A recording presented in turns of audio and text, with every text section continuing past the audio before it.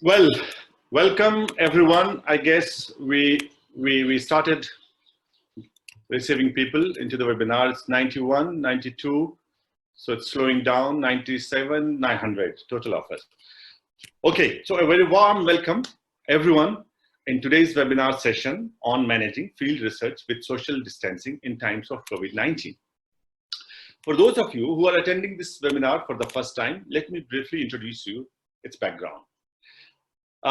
M-CRIL team is very committed in the context of the events that's unfolding surrounding COVID-19 situation around the world, committed to deliver thoughtful analysis, resources that will help the stakeholders in the inclusive finance sector and the livelihood ecosystem to navigate the current uncertainties and disruptions, including in the field research. We aim to help research organizations, financial inclusion and livelihood ecosystem stakeholders, as well as development communities, deliver services in a sustainable manner, at the same time assist their clients and users to cope better with the financial stress that has been changing day by day. Indeed, this is a very challenging time. So to facilitate this, M-CRIL has been conducting a series of webinars to bring together the sector experts in the Asia region, especially, with the objective of discussing and sharing experiences and practices that stakeholders can learn from, modify, and adapt to their respective country context. Now, this is the third edition in that series of M-CRIL COVID-19 webinars that we have been conducting for the past few weeks.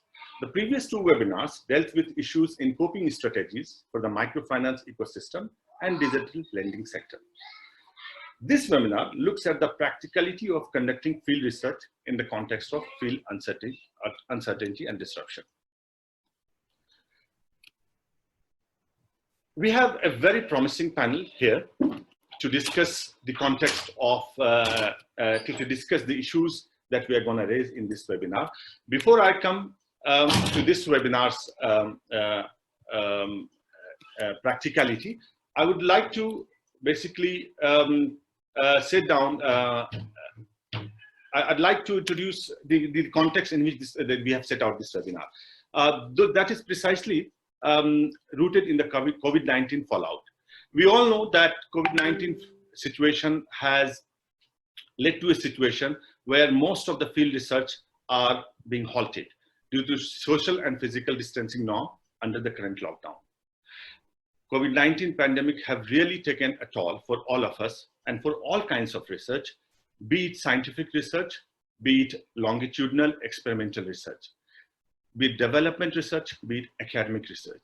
The affected communities include not only the university graduate students, early career researchers, long-term field research scientists, but also development communities, thinkers, and activists, and a range of other individuals and organizations who are involved in undertaking different kinds of research. Indeed, COVID-19 situation has led to a sudden and indefinite determent or cancellation of all field visits and research for data collection.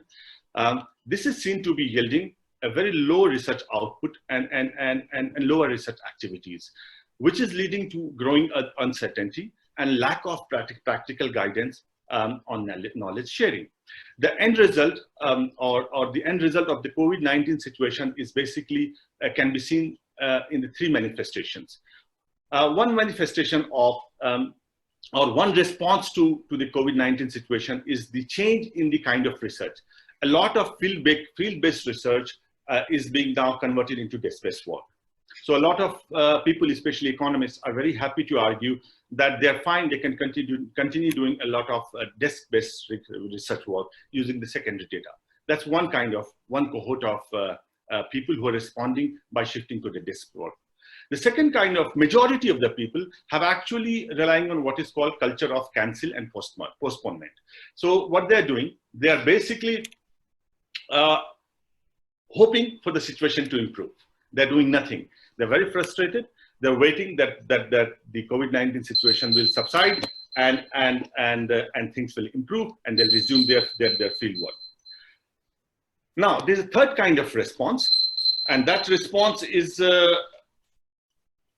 that response concerns to a change from face-to-face field research to what we call increasingly calling cyber field research. People are resorting to the use of telephones, web-based, and other technological interventions to facilitate and to continue doing the research. And this webinar is particularly about this third response: how different entities, different individuals, different organizations are responding to the COVID lockdown situation, and nonetheless manage to continue doing research in different formats with different limitations, with some limitations, with different tools. So the purpose of this webinar is to address the general lack of community thinking and strategizing around what to do in this situation about fieldwork, and what are some practical actions possible to undertake some research, and what are the practical implications for those research. What kind of research should continue to take place, and what is the consequences? For example, one very clear manifestation of the change in research is that there's a lot of use of webinars and technological online consultations, online publications. There's sudden proliferation of secondary reliance on the secondary data. A lot of reports are coming. Where will it go from here? Is it a short-term response, or is it going to be a long-term? Most importantly, what is the reliability and authenticity of these short-term responses which are undertaken to research during COVID-19 scenario? With these things keeping in mind, I would very quickly now introduce you to our panelists this afternoon, who are a very interesting set of panelists, starting with our first panelist, Larissa Canillas. She joined us from Sierra Leone. She is a senior investment manager in the Coded Investment Management. She had undertaken and facilitated a similar research during the Ebola crisis in 2015 and 16, and she will share her experience of undertaking those research in Sierra Leone. That was a research on the impact of Ebola on the microfinance customers. Our next panelist is Sugan Saxena, who is head of SRO at Microfinance Institution Network in India. They have similarly undertaken a quick research, a quick survey among the microcredit borrowers pan-India to reflect on the impact of COVID-19 situation. She will share how and what she did.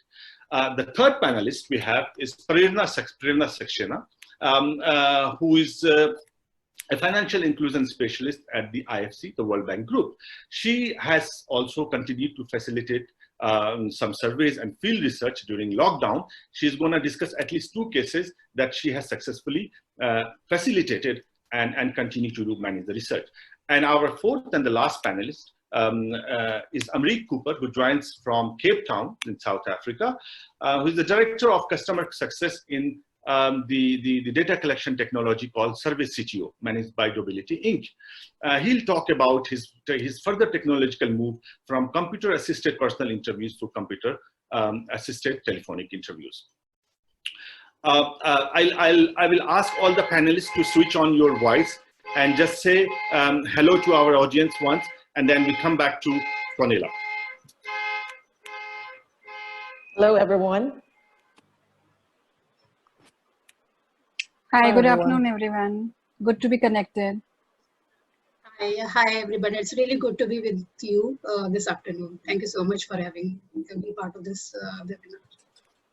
Right. So the format of the webinar is going to be, our first panelist will be Larissa Canillas, who will speak about her experience from the Ebola crisis in Sierra Leone, which will be then followed by Sugan Saxena, who will talk about the research in India, and then followed by Prerna Saxena, who will also talk about 2 of her research in India during the lockdown.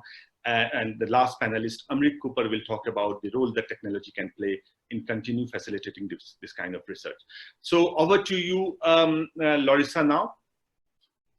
Yeah, thank you, Shahid. Good afternoon, good morning from Sierra Leone. I am here to share to you our experience of managing a field research during the Ebola crisis period.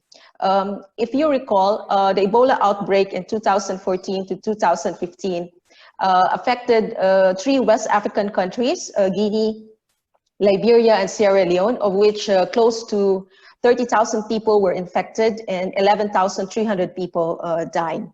Now, the research was undertaken to assess the impact of the Ebola crisis on the microfinance sector.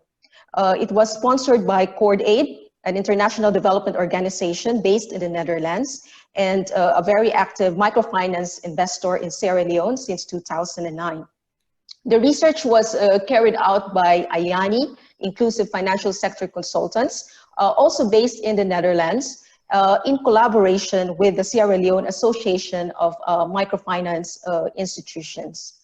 Now, I was a consultant with IANI at the time. I am not a research professional. I supervised that research project, but we had some experts helping us at that time. Now, we anticipated the impact of the Ebola crisis on the lives of clients to be tremendous, but we felt that it required a deep understanding of the changes in clients' lives. So while we broadly know the economic impact, we proposed an in-depth study to obtain specific details and specific client stories with the expectations that research outcomes will contribute to the body of knowledge on disaster and crisis risk management for MFIs, but also more importantly, to help inform relevant stakeholders how to go about supporting low-income clients in crisis recovery.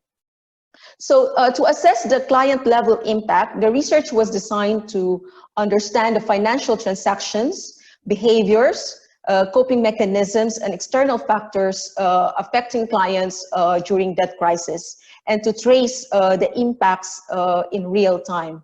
So the research sample was not intended to be statistically representative, but rather to provide a more in-depth qualitative view of client impacts and coping mechanisms. And we covered a 45-day period in the middle of the Ebola outbreak.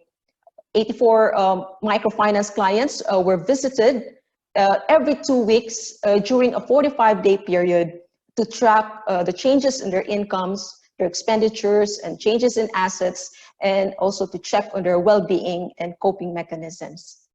So data collection was through interviews using questionnaire. It was not technologically driven. Clients were also required to complete a very simple daily cash inflow and cash outflow book, borrowing from the financial diaries method. And this was reviewed during the visits and interviews with the clients. So how did we manage to pull it off? We were in the middle of a crisis, and that it also involved quarantines and lockdowns, similar to what we are experiencing right now. Well, first, the difference between Ebola and COVID-19 is that you get infected by Ebola by touch, or when you accidentally touch the fluids of an infected person. COVID-19 virus, however, is easier to get. So it has a faster infection rate than Ebola. In Ebola, however, the probability of death is very high. You have 50% chance to die if you get infected. So it's not easy to get Ebola, but unless you had physical contact with an infected person. And so our lockdowns then were intermittent, and it's not as prolonged as we might have seen here in COVID-19. So when a district is quarantined during Ebola, you can still move within that district, but you cannot go out or go into that district. In that context, some movements were possible. But with Ebola or COVID-19, there are similarities, uncertainties, the situation remains unstable. We don't know when this is going to end, no resolution immediately in sight. So what are the key elements that made the research successful in a way? So first, it is our use of the local network as a partner. So we have a strong partnership. We created a strong partnership with the MFI network. It is a sample of their clients that we assessed. Also, secondly, the field researchers are community-based. We covered almost all districts and identified the most strategically located MFI branch, and we used the loan officer based in that branch, in that community, as data collectors. So trust was an issue for us at that time. Many people did not trust the Ebola response workers. They did not trust the health workers. They do not trust going to the Ebola treatment centers. So it was an important decision that we made to rely on loan officers as data collectors, because their existing relationships with clients, characterized by mutual trust and familiarity, were likely to enhance clients' comfort in sharing their experiences in a very difficult situation. Now, third, carrying out research under these circumstances is very risky. So we ensured that participation was voluntary on both sides, that is on the clients as well as on the loan officers or the data collectors. For the clients, we ensured that they understood that at the outset, the amount of time or level of effort required on their part for the research, because it was long, their involvement is long. It was at least 45 days. So it was also important that there was a clear understanding that their involvement would not affect the relationship with the MFIs, their access to future loans for the MFIs. For the data collectors, we ensured that voluntary participation also, although we created an incentive or a hazard pay on top of reimbursing direct expenses, because it was field work and there was really a lot of risk. Now, also, we managed to undertake the training for the data collectors in clusters, in small clusters of not more than 10 people. So we also made it participatory, the training, by getting their inputs to the protocols or what we call the safety guidelines during the research. So examples of these protocols that we established were, they must abide by local community bylaws. They have to seek permission from the local chief if necessary. If no movement is allowed, then there must be no face-to-face interviews. Also, with Ebola, you have to wear gloves instead of masks and long sleeves, because you can get Ebola by touch. So close physical contact with clients during interviews has to be avoided. With Ebola, a 1 meter distance was recommended. Also, an interview should not be conducted when the client is ill or has urgent matters to attend to. All necessary precautions must be done by the researcher. And if the researcher felt that her health is at risk in doing the research, then she must discontinue immediately and report the reasons to the supervisor. But we wanted it to be participatory, the development of protocols, because we want really to take care and make sure that the researchers had a say on what they can do and what they cannot do. At the end of the training, at the end of the training of the researchers, we also had to plan really for logistics. The research was not driven by technology at all. So questionnaires had to be submitted by data collectors every 2 weeks. And there were branches that are without scanners or internet. So some questionnaires traveled through a motorbike or by a bus until it reached to our data encoder. So we have to anticipate logistical issues and planned already for this logistics ahead of time. So yeah, we need to really think ahead of the logistics and plan ahead. Okay, I think Shade, you can move on to the other points. Thanks. And yeah, and I think a very important guiding principle, I think, in undertaking research under these circumstances is to streamline and to keep things very simple. In our research, the loan officers are not experienced field researchers, but they were well positioned, and we sought for the design of the research tools to be really focused and very simple, because we know that we are already in a complicated situation. We need to do the research in a very simple manner. Now, finally, expect delays. And our 45-day research period became 75 days because suddenly movement restrictions will be declared.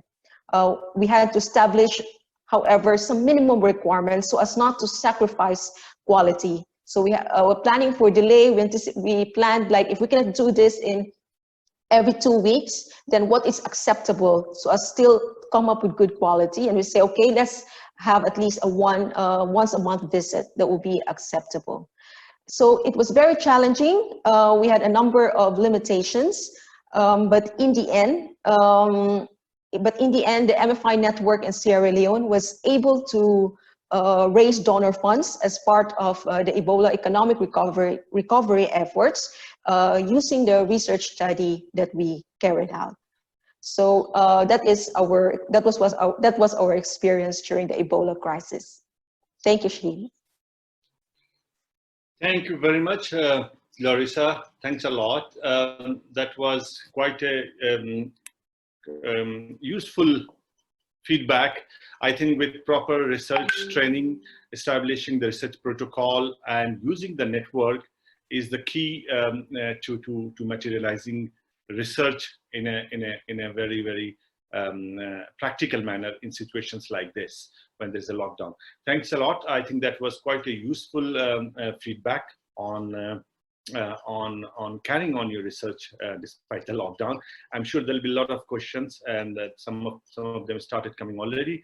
We'll take all those questions at the end of the panel discussions. Moving on now to, I invite Sugandh Saxena to take on to your presentation. I'm gonna start sharing it in a bit. Who's gonna talk about her very recent experience with facilitating a very large scale survey over the telephone among the microcredit borrowers in India. Over to you, Sugandh. Thanks, Shahid. Thank you, everybody, to be part of this webinar. So I will try to be quick. I think I have about 10 minutes. I see a lot of people from different countries. For them, M-CRIL is an industry body and SRO, a self-regulatory organization for microcredit sector in India. Shahid, I think you have to move next slide. Yeah, so industry is fairly large in India. We have about 60 million customers with a loan outstanding of $30 billion. It's highly commercialized, highly regulated market in India. And we have a lot of players. Shahid, sorry, before that. Shahid, before that. Okay, sorry, yeah. Yeah, so M-CRIL focus in three key core areas. One is our policy work, which all the industry body do. Market development, it could be anything which is from credit bureau, transparency, certification of loan officers, training, and so on. Self-regulation is something where by central bank we are interested with the responsibility to ensure that the customer protection remains at the forefront. So self-regulation work is really from the lens of customer protection, and we do a lot of work around it. So when it comes to our work, data and research has been something very fundamental to us to approach everything, whether it's a policy work, market development, and what we do in self-regulation. It's a start with some sort of data and research. We don't write anything without data, and therefore there's always a lot of data that we sort of use either directly from the providers or from the credit bureaus or from rating agencies. Our own, we get a lot of calls on our own CGRM system that we have as an SRO. So we always make use of this data, and this is what helps us to look at different intervention. So when this whole COVID thing happened, obviously, there was a lot of data coming in terms of, it's very common sense, that of course everybody is affected. We all are affected. This is no brainer. But how are people affected? And there were different thoughts coming. Some lenders would say, no, in my area it's not so affected, and therefore we should resume collection. Even the regulator might think that it's not as bad, and probably whether the moratorium should be given to everybody or not. So many other things, and it's difficult to make sense of different voices and different noises, and really say arrive at something which is good for the industry. So in that context, we thought we are taking so much data from our lenders and from market, but we really are not understanding what the customer is going through.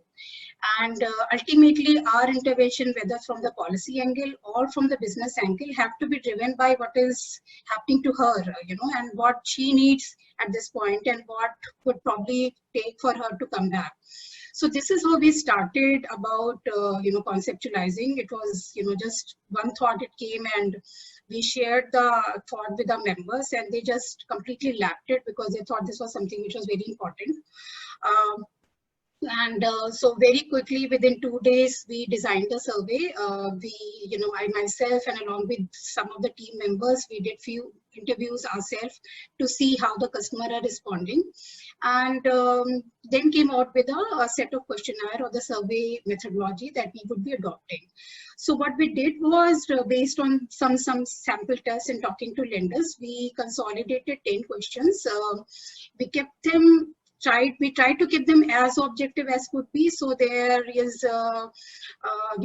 no problem in, giving judgment in terms of what it is, because obviously the time was come and we were not following the traditional classical research methodology. So we tried to, sort of divided them into more binary sort of responses, so that it's easier for us to consolidate responses, though obviously there are a lot of difficulties in that, but we tried to keep them as binary as could be. We got a help from 16 lenders who were partnered with us. This included SFBs, NBFC, MFIs mostly, consisting of both rural and urban, focus lenders.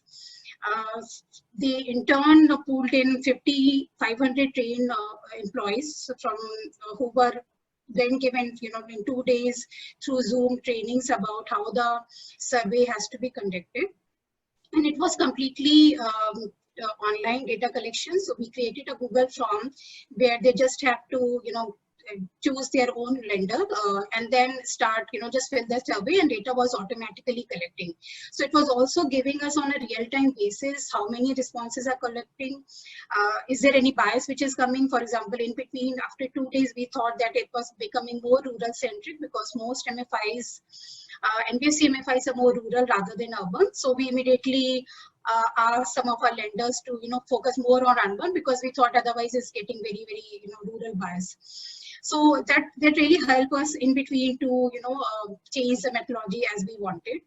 Data entry, as I said, was, completely on the Google. So we can, at the end of day, we were seeing which MFIs is doing how many survey. And we were actually at the end of day sending them that this is the survey which have been completed.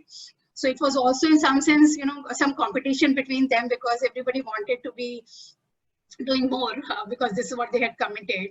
And in 6 days, we could complete 20,000 interviews from, as you can see, 391 districts across India. And I think the essence which we tried to do is through employees was, they were more, more mature people who were calling them. So they were not, they knew the context. So most of them were anyway GRM, people in these organizations who anyway connect with the customers. So they knew that how to connect with customer, how to respond to their queries, because customers sometimes get into very lengthy conversation. They don't understand what is it. And so this really helped because they were anyway doing it. So, all we did was to train them on this specific survey. We of course helped them in terms of, some of the more complicated questions about, what the impact is. So how do you really say whether it's a partial impact or is it hard, less impact or no impact at all. So some, so those kind of training were available, but we were also available all the time for these surveys. So if they get stuck anywhere, they can just call back to us that, we are stuck and how to fill it. So it was really, 24/7 kind of a setup where we conducted this survey.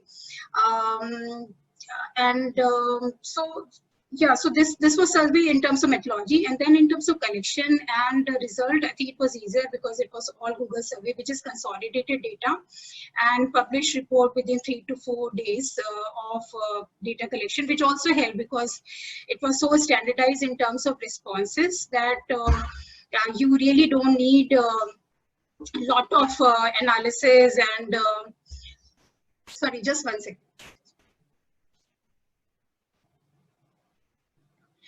So it doesn't need a lot of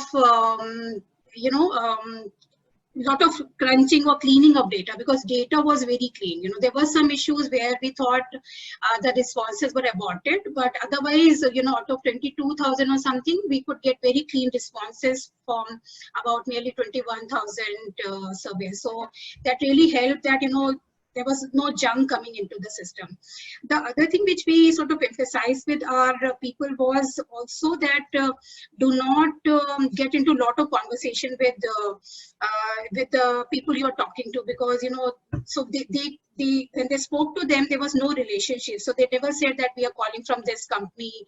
So they said there's surveys being done. So in some manner, it was very a cold survey kind of approach which we took, so that the respondent can be more objective about it, rather than the relationship which normally happens if they call that, okay, I'm calling from, say, a particular institution, then customer behaves in a very different way.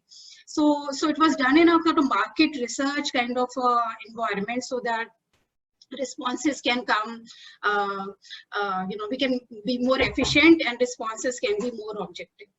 So, and what else? Shahid, I can't see my slide.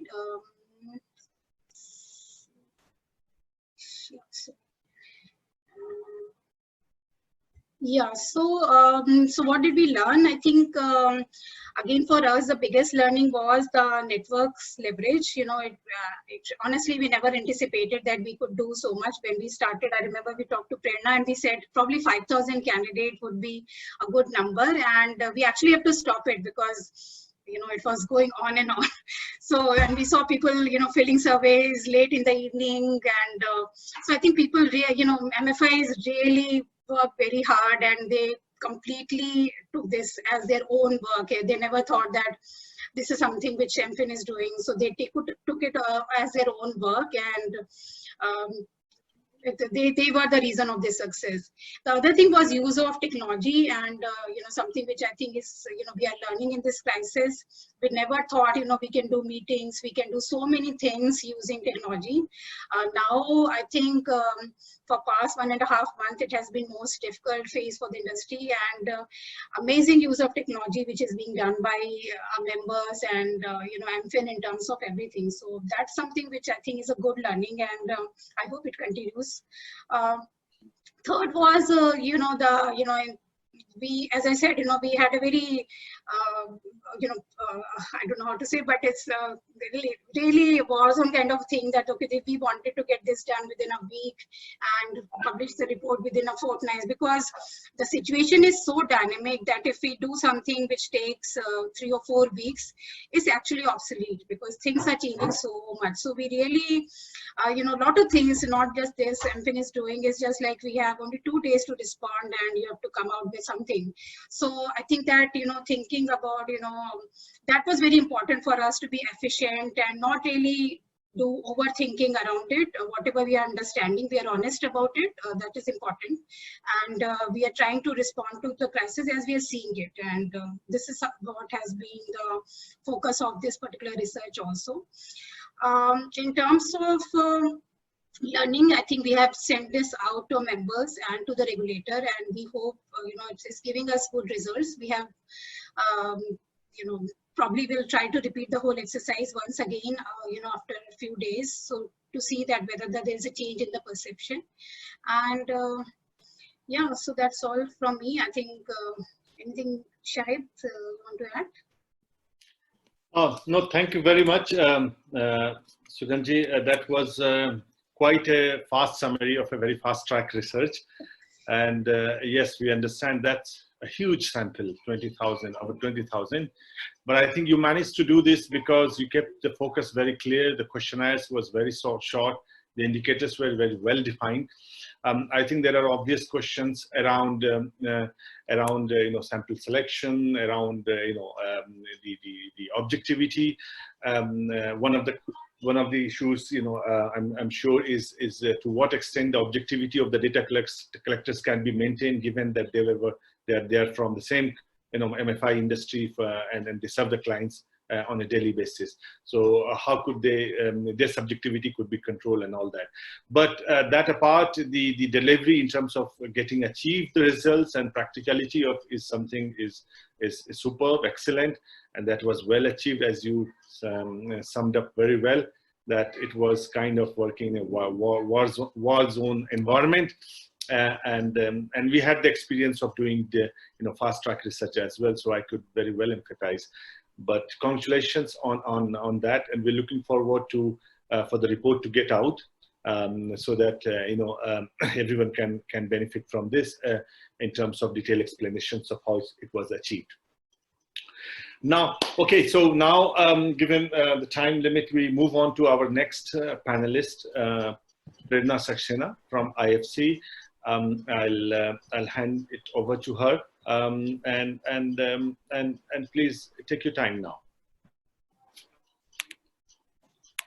Prerna ji.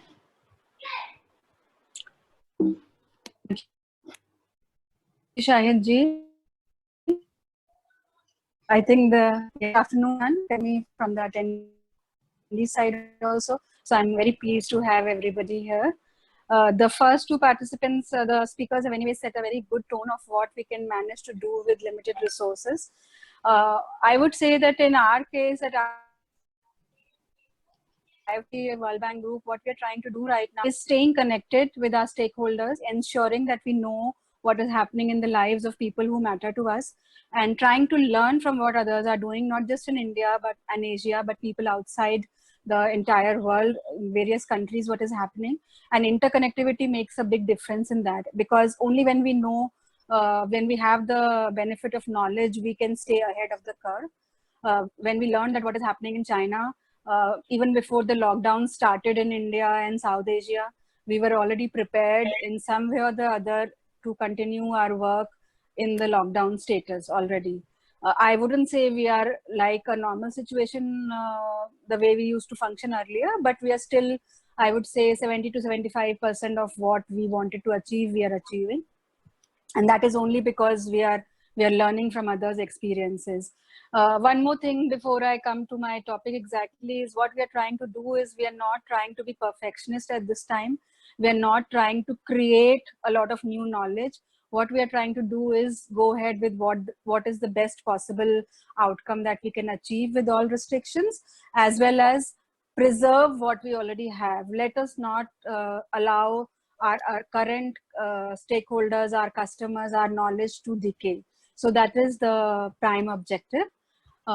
So with that, I will share with you what we are doing. I come from the financial institutions group of IFC, wherein we work with the financial institutions, MFIs, insurance companies, banks, NBFCs, who in turn work with the marginalized communities. They could be low-income households, they could be women-owned SMEs, they could be low-income women themselves. So the ultimate aim is to work so that we enhance financial inclusion for the people who are underserved. And gender is a big theme in this. So while we understand that all people who are underserved need more support, we have also realized over the years that women happen to be more marginalized because of various societal setups that we have. So even in current situation, what we are feeling is this, that we have to find innovative ways to reach out to people, or specifically women who are in low-income households, and understand what they are going through. And some of them may be even more affected than men because of the various roles that women are doing in the society, not just as healthcare workers in the organizations and in the larger organized setup, but also as healthcare providers within communities, within their own households, which is often not given much respect for.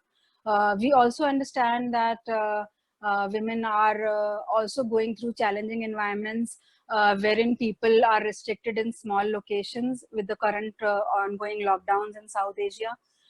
People are sharing small spaces, particularly in low-income households.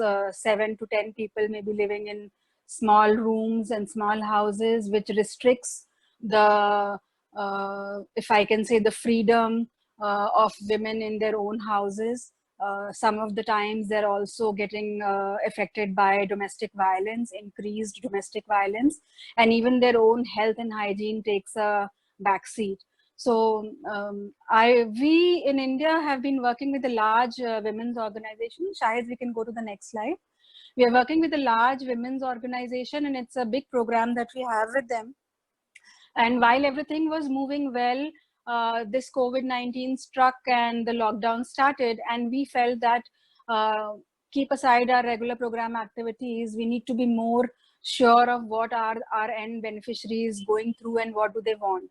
While we know that Government of India has come up with a lot of relief measures, and all state governments in providing good support to low-income households, but we were not sure whether women are actually getting benefit of it, and whether their physical, mental, and social well-being is taken care of.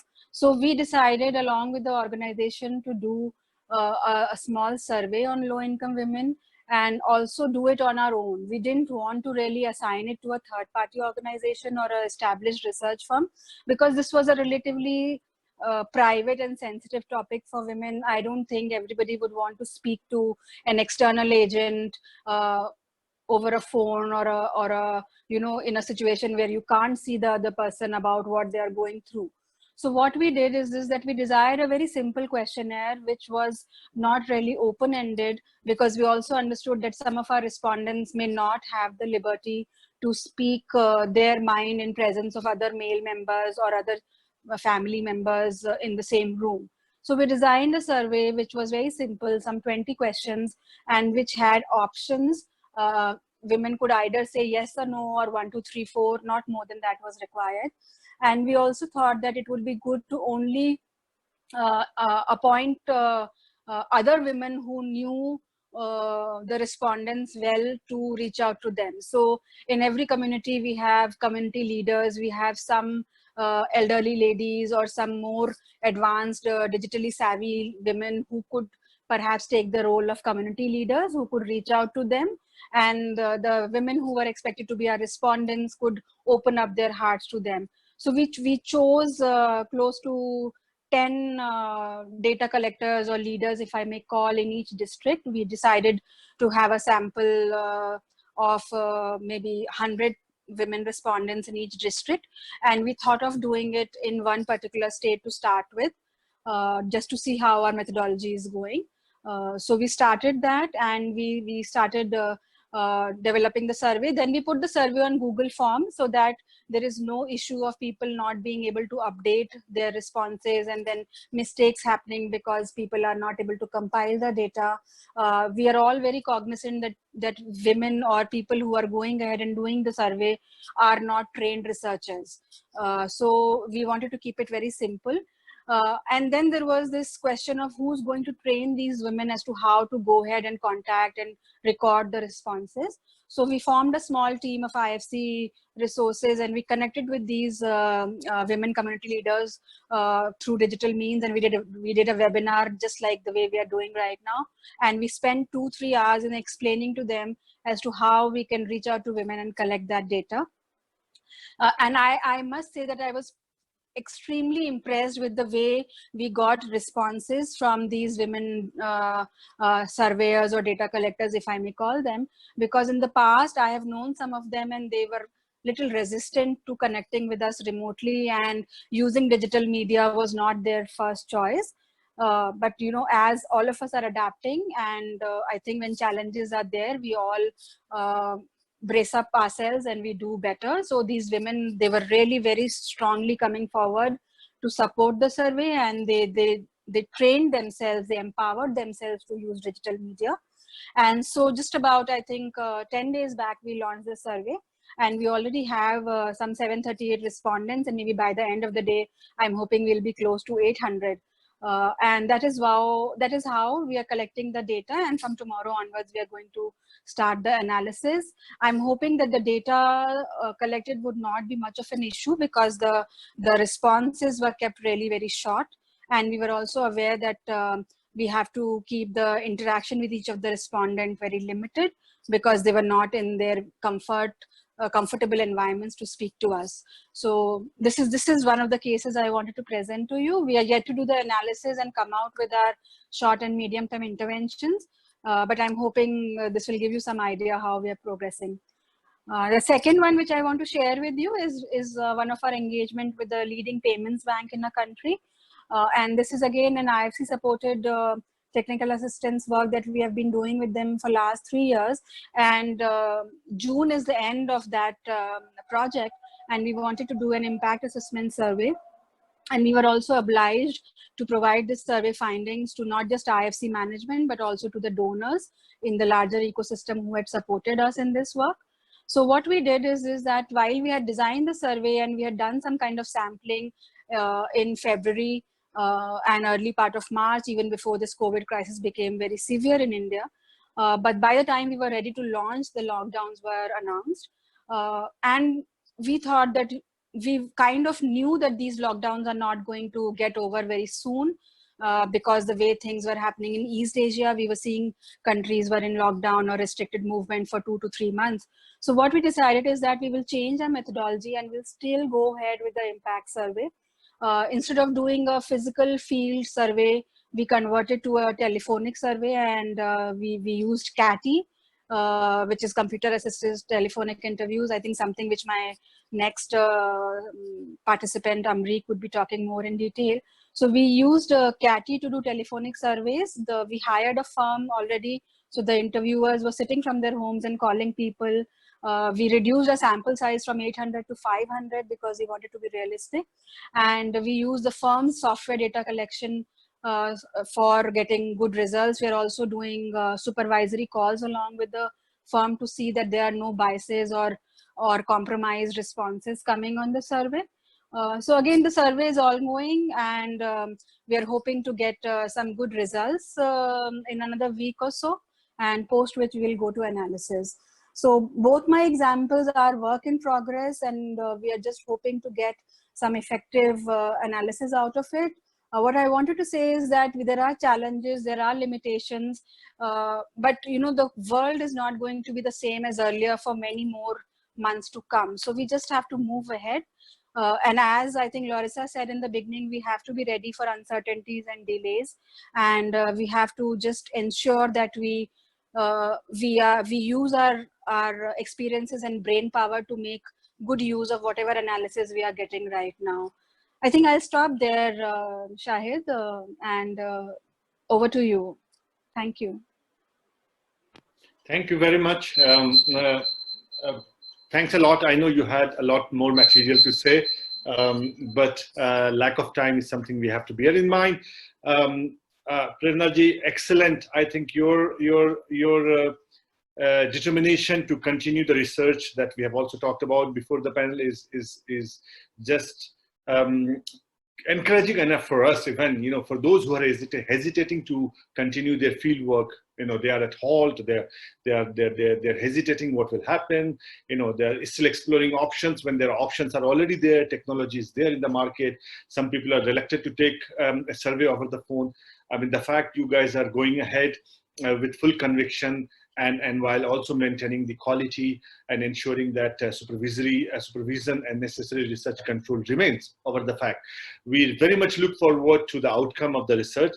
I'm sure that once it's shareable in the public debate, we can benefit from the other part of the research that we haven't heard so well, the analysis and the data quality, and dealing with all of that. But my good luck, good best of wishes to you on that. I'm sure there is a very good team in the background who's looking at those issues also. Probably we'll talk about it at a later stage. Thanks a lot. Moving on to our next panelist, Rick Cooper, who is right now in Cape Town and waiting to conclude this panel with his innovations in technology. Rick, I'm going to bring you up with your, yes, with your. Hi, everyone. Yes, please carry on while I put these slides on. Great. Well, thanks for the introduction, Shahid, and thanks very much to all of my co-panelists. I feel like I've learned a lot as well, but I'm also really heartened by a lot of the advice that have been shared so far. I don't think I have much to educate our panelists about, seeing as they seem to be ahead of the curve, having already adopted CATI and are using digital data collection technologies that are available. It's fantastic to see that you are adapting to this, these challenges and these times so well. Just to comment on something that Shahid mentioned earlier, the tool that we develop and maintain, Survey CTO, has been popularly adopted by many for use with computer-assisted personal interviewing. However, we, like many of our users and many in the space that we work in, have been rapidly adapting to our circumstances. And part of that has been us pivoting towards presenting a working and thriving solution for computer-assisted telephone interviewing as an alternative. So I'll discuss that in part, but I also have some practical advice for those of you who are considering what to do, for those of you who have not yet jumped in. So we on my team, like everyone else, have seen the effects of lockdowns and similar security measures around the world.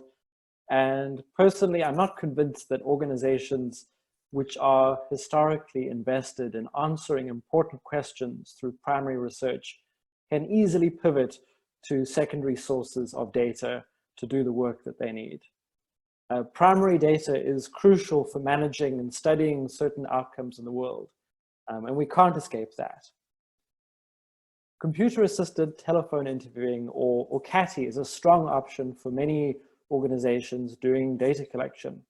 And I'd like to make the case for it to try and help convince anybody who's on the fence.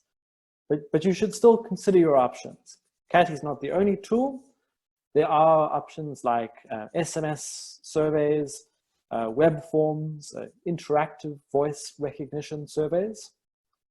However, I'd like to suggest that CATI has an advantage over other alternatives, given that it's still interviewer-mediated research. While often you might be concerned on some level about interviewer bias, a trained enumerator is actually an ally in good quality data. So interviewers actually help respondents understand questions, make sure that they understand their response options, and they also encourage your respondents and research to get from the first all the way to the last question, which is not necessarily as simple with self-enumeration. So generally, I'd like to make the case that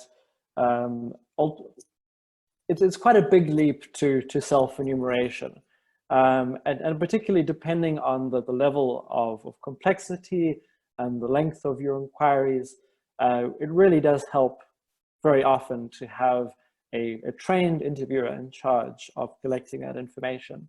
And for that reason, CATI will be a strong choice for many trying to adapt to our circumstances. So don't dismiss the other options, but do think about what is best. So I'm sure many of these are considerations that our panelists have thought about already. But if you're adopting CATI, it's important to realize that phone surveys are different from face-to-face interviewing in several ways. Your survey instruments will need to be adapted. They'll need to change in a few ways. Firstly, successful phone surveys have questionnaires that are much shorter than what is successful in a face-to-face setting. You should do research, but sources I've consulted suggest that 10 to 15 minutes is probably about as long as is feasible in a single call. However, depending on the investment of respondents in the relationship and the incentives that exist, you might be able to ask for more time. So just think about your circumstances, but less is more in this case. So there are good reasons for this. Calls need to be short because the stamina that human beings have for phone calls is just lower than in-person conversations. It's tiring listening to a voice that doesn't have a source.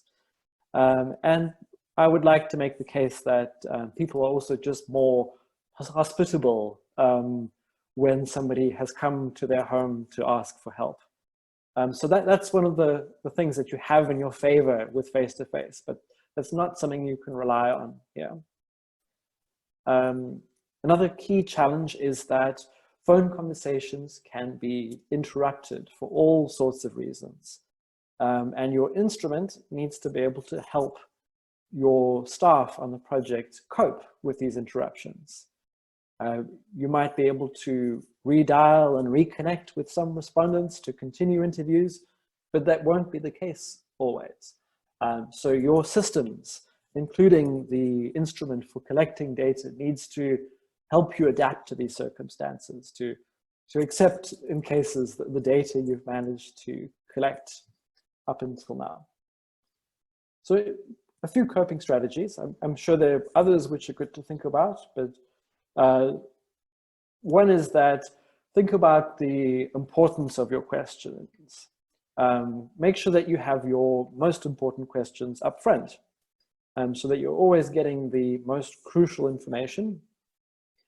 If you are not able to eliminate lots of questions to help keep your inquiry short, think about dividing your inquiry into several planned interviews, into call-sized chunks.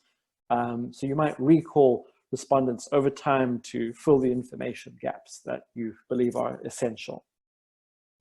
Also, think about incentives. I mean, there might be natural incentives, certainly in the microfinance sector. Often the relationships that clients have with the organizations will have something to do with their willingness to participate in phone interviewing. But there are other options too. You can distribute mobile money as a small thank you and gratitude for time. So do think about that.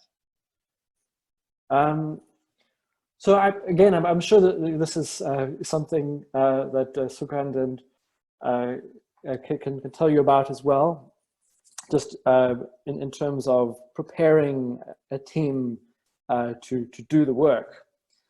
There are challenges that you will need to get around now that conventional face-to-face training isn't practical. But many of the things that you used to do can be adapted. So slide decks are still useful, but think about how they look on small screens. Try and condense the information, but also think about the literacy levels of the people receiving the training. So try and pitch your material at the right level. Recording presentations using those same slide decks can be a good way of getting across the crucial understandings that you need to communicate. Depending on the complexity of the concepts which need to be understood to deliver the research and get the right answers, you might consider producing educational videos for explaining hard to understand concepts which are key to your study. The data collection software systems that you happen to use might also be good to use as part of your trainings. So for example, most data collection softwares have questionnaires structured across several screens. They can display multimedia content, including images, audio for playback. You can use this to your advantage and educate your teams on how the software that they'll be using actually works, but also at the same time communicating what you need your team to be familiar with. I definitely recommend, in general, whether you are doing CATI or face-to-face research, that comprehension tests are a great tool for making sure that your team is all on the same page by the time that they're actually doing the research. Because people are always embarrassed to admit that they didn't understand something. So they'll often say yes, but the best way to ascertain that is to prepare some sort of assessment. And the great thing about digital data collection is you can prepare that as a digital tool, which could also grade the answers for you. And practice is always important, particularly for anybody who is not a practiced phone interviewer. You need to learn the system. You need to learn how to react in different circumstances, depending on what the respondent does at any point, because they could hang up, they could say, oh, not right now, or I'm tired now, can you call back another time? These things can throw phone interviewers. So do think about that. And if you script those interviews, it's also possible to grade their performance on training. So I'd like to talk a little bit about further challenges to adapting to our current circumstances. In general, if you're able to put together the technical requirements and design resources to help capacitate your team, there are a few reasons you can't necessarily adopt CATI for all purposes. Some populations are just naturally harder to reach by phone. So it depends, although obviously cell phone penetration is pretty impressive in most countries, even developing ones. Also, some activities will also just be near impossible until lockdowns are slightly relaxed. So in as much as we can be proactive and start adopting new methods, particularly for these hard to reach populations, things will be kind of difficult. So actually, my point here about coping strategies was foregrounded by what Larissa was telling us earlier about using staff who or people who are already on the ground for other purposes. You have several options sometimes, because obviously lockdowns can't persist, and at some point essential services need to be deployed, and we'll need data about these activities. So you might consider trying to recruit members of target populations who will benefit from programs and interventions, and also actors that are embedded in those populations.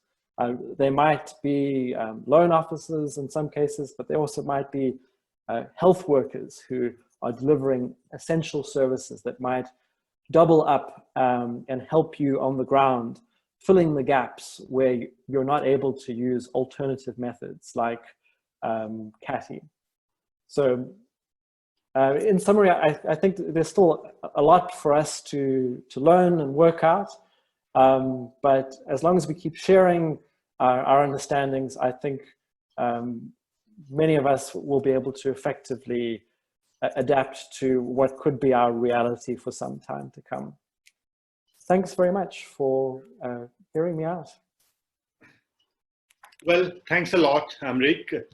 That was quite, I think, a very good stress on the importance of training and importance of a very sort of the embedding with the local culture and using the local network is essentially what all of the panelists are also emphasizing in their experience. With that, I think we are a little bit over the time in terms of our panel time allocation, but we still have time for question and answers. And as my request to the panelists, you would have seen a few specific clarificatory questions that is directed at you. Sugan, there are a few for you to just clarify. I'm collecting some other questions, and I'm gonna discuss those questions with the panels here. There are lots of intriguing questions. One of the first questions, which is also a very general question, is asking for the suggestion to the reliance on which tools during COVID lockdown, which tools are reliable or effective, or can provide even. Some people are even asking about qualitative data. I don't think they mean the qualitative data collection, the quality data. I guess the panelists have already broadly mentioned the tools along the 2 to 3 lines. Basically, all these are digital tools and primarily aimed at survey kind of research. One question is that, are there tools to address qualitative data, face-to-face, in-depth individual interviews, which are more, which are used to explore the themes, the issues, which takes longer time? Are these possible over either telephone or even web-based surveys or other kind of chatbots, right? To that, in fact, Prerna ji, I'd like you to respond. You have used a few other online tools for qualitative data collection. Do you have some insights how good or how reliable or how practical these are? Are they doable? Can we actually rely or even do the qualitative data collection on those other tools? Yeah, thank you, Shahidji. Yes, we did do some digitally assisted FGDs and some detailed interviews, but I would say we did not use any fancy tools because I'm not even aware of many of those tools which may be available for practitioners and researchers. What we did was just sometimes we did Zoom calls like this. We did WhatsApp calls wherein we reached out to 3-4 people with video facility, and we kind of asked them questions which were again very simple, straightforward, and the answers there were not expected to be very lengthy. So we did connect to them. We just use the means which we are using in our day-to-day lives, because right now I think there is some kind of extra stress on people's lives, and people are not really very keen to learn about operating on new tools. So whatever tools that they are comfortable with, we use that, and we try to get best possible out of that. Thank you. Right. So I think the other question relates to, which is quite similar to this, is in the survey data collection while using either telephonic methods or even the Google spreadsheet, Google survey. How do we ensure, number one, the nuances gets captured? So definitely, the kind of research that M-CRIL has undertaken, I have had a look. It's mainly concerns the objective kind of answers, yes or no, or very close-ended answers. But if one is interested in catching the nuances, and nuances are very important, especially for writing any reports, how does one capture it? Do these tools allow? This is a question to all panelists. While using any kind of digital methods, do these tools allow to retain the nuances and a little bit of subjectivity or a little bit of explanations of the data that we capture in terms of numbers? Do you want to speak, Prerna? Yeah. Yes, maybe I will share. For the nuances, although our research was already qualitative, but to answer maybe to your question, I think from the research, I think we might be able to select, examples or select some respondents in which you can then have a more in-depth telephonic interview in order to, capture the nuances and understand better the situation. So that I think is possible. Right. Prerna ji, there's a specific question for you, especially where was this surveys undertaken? Both surveys that IFC has facilitated, and what was the rationale for those the geographical selection? Sure. So the survey that we are undertaking with the women, that is in the western part of the country, particularly Gujarat right now. We hope to take it to Madhya Pradesh and UP if we feel that we are doing good here. And the other one, which is with the Payments Bank, is across 8 states. And in both these, because we were working along with the one particular organization who was our partner already for a larger scope of work, these were selected bases where they had more presence, in the sense that where the women's organization had more women as their members, or where the Payments Bank had more customers, because we were trying to reach out to the people who were connected through them. So it was majorly about their catchment areas. That's how we decided those. Right. Thank you very much. Sugandh, I have a few clarificatory questions. I'll pose it to you because they're important to be clarified. One, some people are interested in getting your slides to be shared. Please comment on that, whether they are shareable at this stage, including the report. I know the report is not available in the public domain. Will it be available? Should it be available? That's number one. Number two, who did the analysis for the data that was collected by these microcredit staff? And one more clarificatory question is that what was, again, I mean, you have already mentioned it, what was the key purpose behind this survey? Okay, so I'll add, Shahid, thanks. One more question. I think there's a lot of discussion about, whether you can collect information on phone or not. So I'm not sure what this means, because I myself, when I was testing, I think people were very expressive, when we started this, survey, I thought maybe it would be difficult to get the responses, but with phones, people are so comfortable, we have to cut short the conversation rather than because people will go on and on, they will tell you what they don't have, for example, I remember somebody said, I have everything, but I don't have money for the cylinder, I can't top up my phone and all these things. So at least in India, we thought that, people were very expressive in sharing what they are going through. So which was very helpful, because a lot of, I think when we talk about, there could be people who could be very shy in person to person, right? There could be people who can be shy when talking to phone, but so that bias is always there in any types of research, and I think we just somehow give too much emphasis on that you will get better response than if you are talking one-to-one. I don't really agree, because we get so many calls even on M-CRIL number. We get about 15,000 calls a month, and I sometimes barge into those calls, and people talk a lot, and they are very expressive in what they are going through. This is what we felt, and therefore our confidence level on information which is coming through this is very high.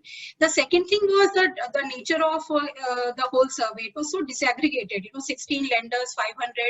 So if you're relying probably on one lender and handful of researchers, probably the bias would be more strong. But when the whole model is so disaggregated, I wouldn't think that there would be bias. And whatever came out, it was also very intuitive. For example, microfinance, 80% was coming to be self, they were living in their own places, which is very natural, because microfinance, they do not lend to customers who are on a rented accommodation, so which came out. So it was very, whatever was coming out was also that we know from other data sources. And therefore, our confidence, at least, on this survey is very high that, okay, of course, there would be variation. It's a perception after all. But I think we overemphasize the importance of personal thing. Coming back to the specific questions, one was about the purpose. The purpose was very clear, because, as I said, we work with so many lenders. Every lender, even policymaker, would have different perception what people are. So many of us are living in ivory towers. We don't know what is happening on the ground, and therefore it's important to say what the customer is talking about. In a country like India, where people are mostly in the informal economy, the data sources which probably should be available about unemployment rate, the consumption coming down, and all those things would not be easily available. And therefore it's important, these studies are very, very important to capture those voices. So for us, this was important. So this was targeted both for our lenders as well as for policymakers. Specific to the report, I'll get back onto that. As of now, we have decided not to publish this. There are reasons. There's a very high media scrutiny in terms of microfinance at this point in India. The newspapers are, flooded with a lot of news about microfinance, and we are not sure whether at this stage putting out this in public space can harm us or benefit us, and therefore at this point we have decided to not publish it. Yeah. Thank you. Well, for the participants, we'll be definitely relaying a consolidated note. We'll try to take as much as we can draw from that report without really referring it to directly in the light of some clarificatory questions that the participants have been asking. But as and when the report is available, we'll also try to share.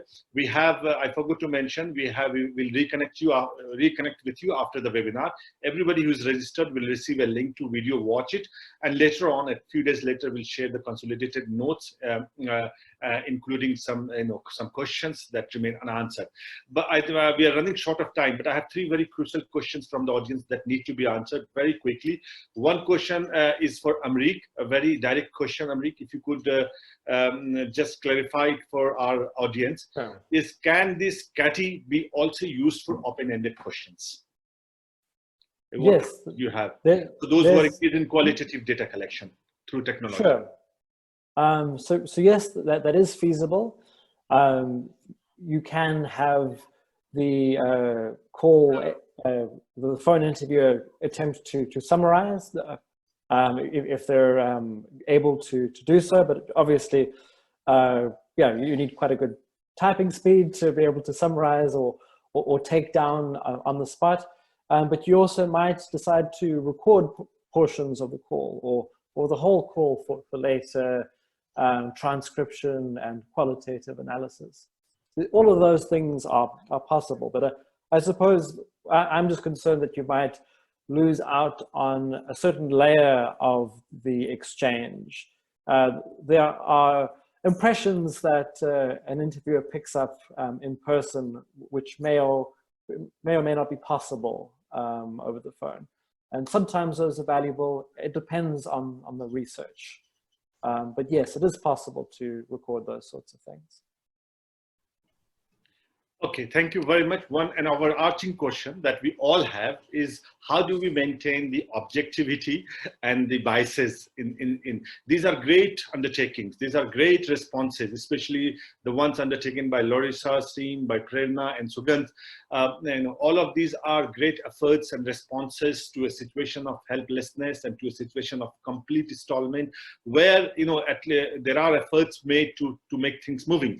I understand that a lot of questions that remain unanswered are going to be answered in course of time. It also depends on the timing of this lockdown. Should this to be continue for a much longer time, I think we are going to get used to these technologies, and we're going to come out with proper responses to filling up the gaps, to sealing the leaks, where it can be made more accountable, more researchable. But at the moment, to you, especially Prerna and Sugandha, on the question of objectivity, it's just an impression. Do you think by doing and by following what you did, do you think it is possible to still come out with objective data, objective understanding of the situation? And also the issue of representation. There are lots of questions about rural participation, where probably the phone and the technologies do not reach, right? People who are poorest of the poor, who are at the bottom of the development pyramid. Are they going to be covered with such technologies, or are they going to be left out? Prerna ji. Very quick. Sure. The time is done. So definitely. Minutes and we'll call. Yeah. So Shahid ji, I started with saying that we are not aiming for perfection right now. These are difficult times, and we know that we can't do the very best right now. So we know that we are having limitations. Objectivity and biases we are trying to reduce, if not completely eliminate, through trainings of the data collectors, and also being part of some of those discussions discreetly, so that we know what's going on. But yes, I do admit that it may not be as good as what we do in normal circumstances. On the other part, in both our researches, we are reaching out to people in the rural areas. I think we still, people who live in urban areas sometimes tend to underestimate the connectivity that rural people have got now through phones. I'm not saying everybody has got phone there, but it's still not so challenging. We are better than earlier days. So in both our researches, we have rural participants. I'll stop there. Right. There's one more question. Is there a difference in the cost of conducting these research with technology and before? Do you see the cost has increased for undertaking these kind of research, or vis-a-vis what we used to do conventionally? Yeah, so I think there is a slight increase in the cost that we are taking the payments bank thing, but then we have reduced the sample size there because we knew that there will be travel restrictions, and we also knew that people on phone may also not be able to give enough time. And the first one which I mentioned, that is we are doing completely on a voluntary and in-house basis, so it's practically zero cost for us. But I think with increased cost, you get some efficiency also. So in a way, it works out. It's not really a big burden, I feel. Thank you. Right. Sugandhi, do you want to add to that? A minute, less than a minute for you. I think what Prerna said is right.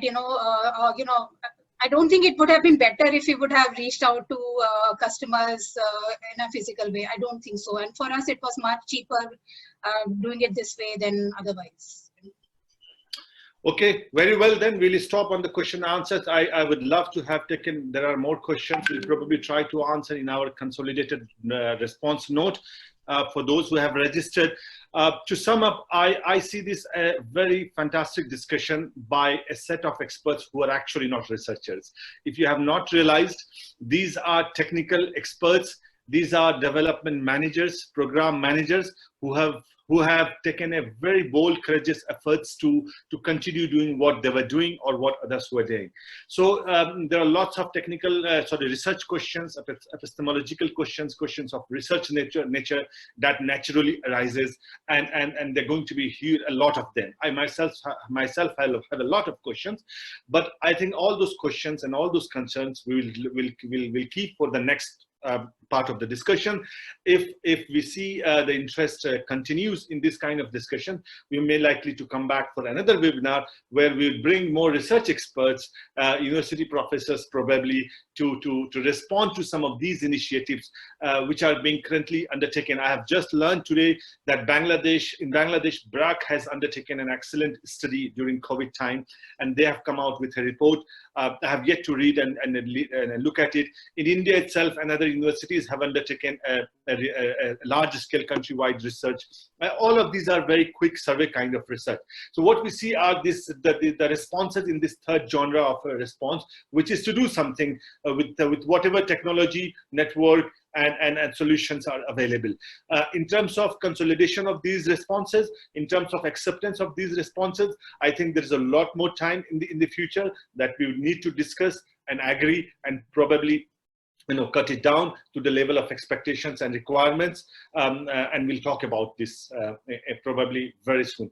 Thanks a lot. I'd like to thank you, all of you again, and for your attendance and for your participation, for asking questions.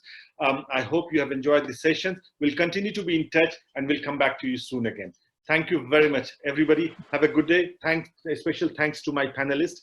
I'll be in touch again to you guys separately. Thank you. Bye-bye. Thank you. Thank you. Bye. Bye. Thanks all. Bye-bye. Thank Bye-bye. you, Shahid. Bye.